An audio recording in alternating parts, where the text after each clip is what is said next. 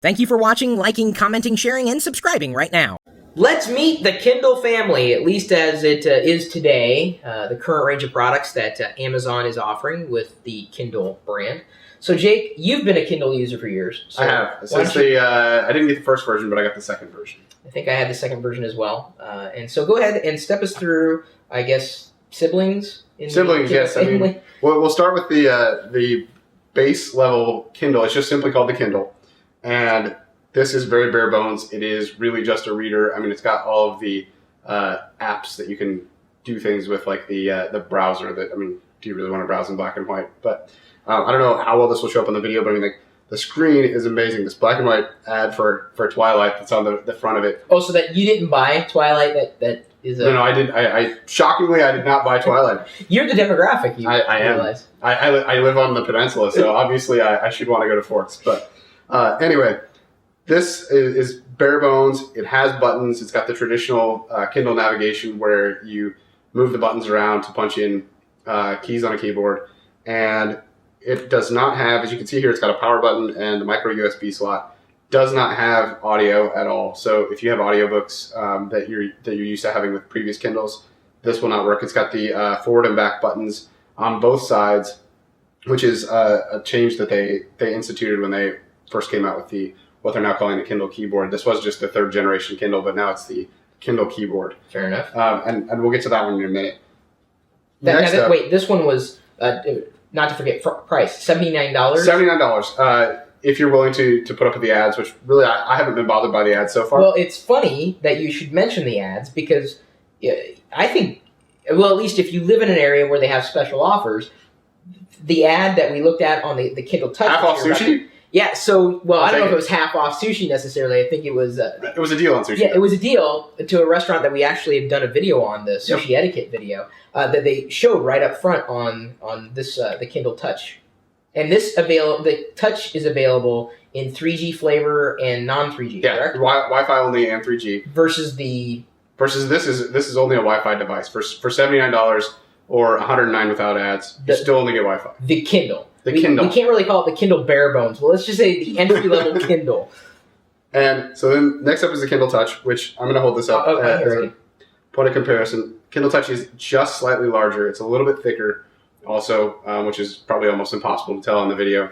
And it has one button, which is on the front here, which is kind of, I think, a home button. And it's got power button, it's got the micro USB, and it has audio. It has speakers on the back. Not the best placement of speakers in my opinion, but it has speakers. So if you have audiobooks, Amazon owns Audible, so there's a tie in there between being able to listen to the audiobooks or being able to have the Kindle do the read aloud, where you can have a robotic voice read to you. Not something I care about, but I know some people do. You can put MP3s on and listen as well. And this is, well, at least for the Wi-Fi version, isn't it about $100? It is $99 for Wi-Fi only, $149 if you want their 3G. I think the 3G is well worth it because, I mean, Why? The fact that, well, so the thing that I run into is, like, I'm on a plane and I realize that I'm going to finish my book before I get to the other end of my flight, and which for, like, flights like when I went to Singapore recently, or I'm going to Vienna, and those are long flights. You get bored. And if you have to have Wi-Fi, then you have to count on the fact that you can actually connect to Wi-Fi either in flight or to something in the airport as you're sitting there on the plane saying, oh no, I don't have anything to read in 3G, I can just download. And sometimes you can get away with downloading and the stewardess won't notice that you have your Kindle on. Right. So the Touch. The Touch.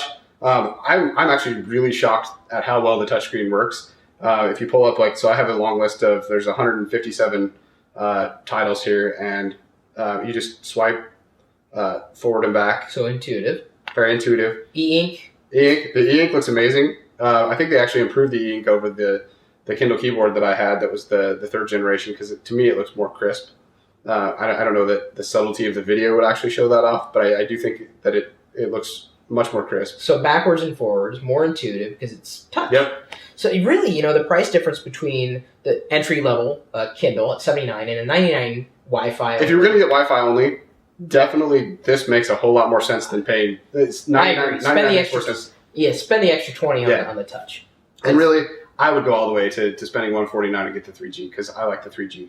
but for sure, $20. This is a no-brainer. And you spent.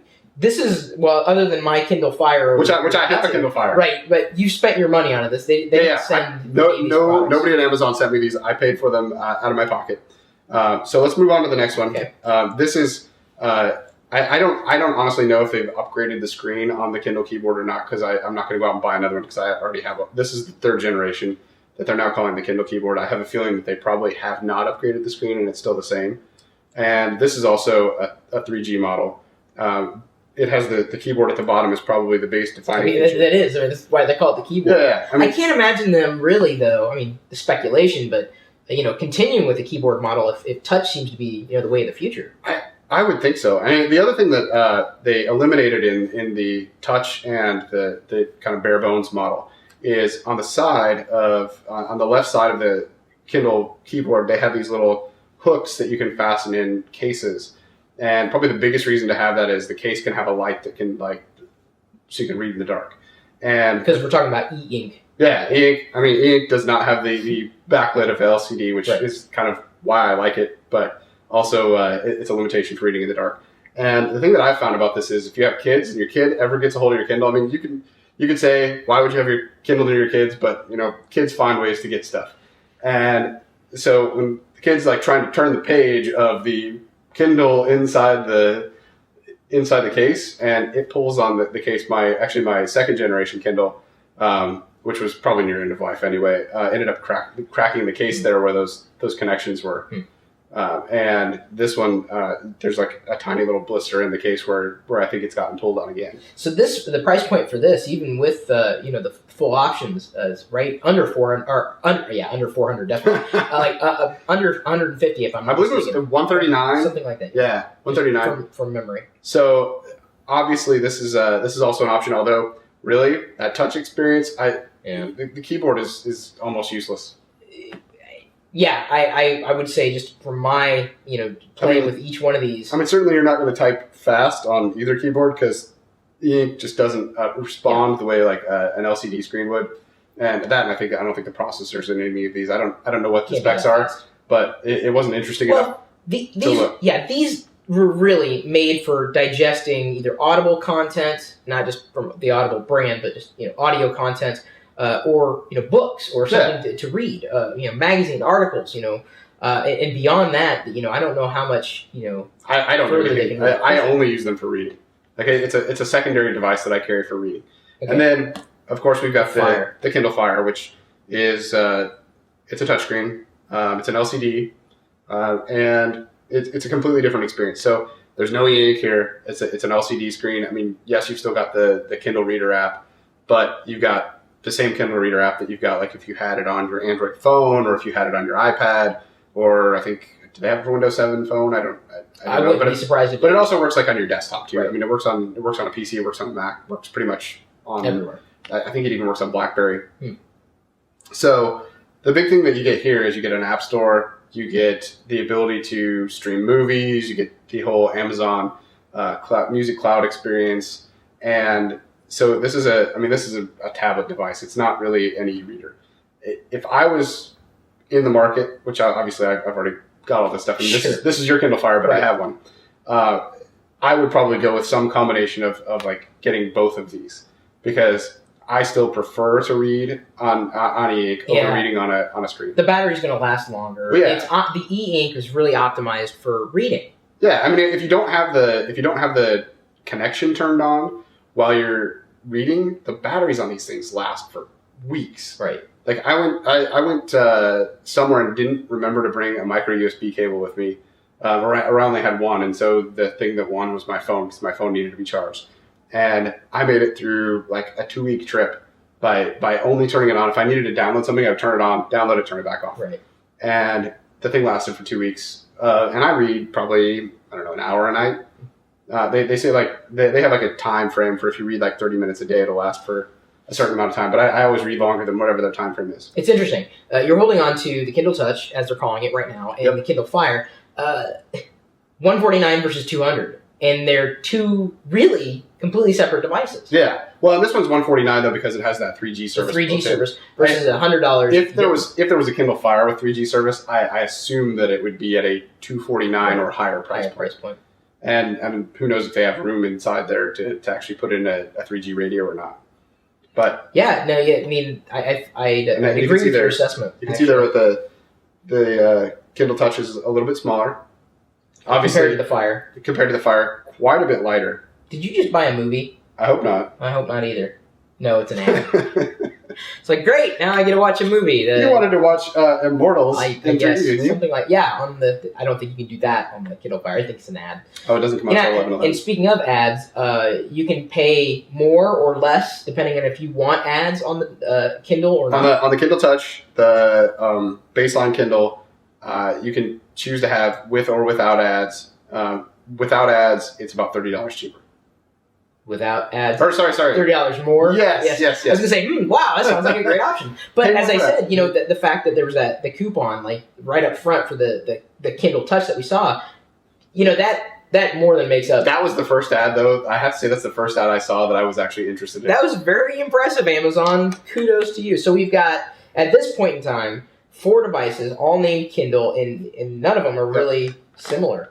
Yeah, they're not. I mean, they are in the sense they all have use cases. Yes, they're all different. Although I really don't understand the $79 one. I don't know who they're trying to appeal to. Why do you think Amazon is producing a $79 basic Kindle that still has really physical buttons versus the Touch at $20 more? And from using it, it seems to trump that base level Kindle. It sure does. It's probably going to disappear, much like the keyboard one, pretty soon. Unless their goal was that it was an easy addition, like where you would buy 2, because you buy the $99 device and then maybe buy the $149 and you buy the $79 one as a backup or something. I don't know. I mean, maybe it's the combination of the prices.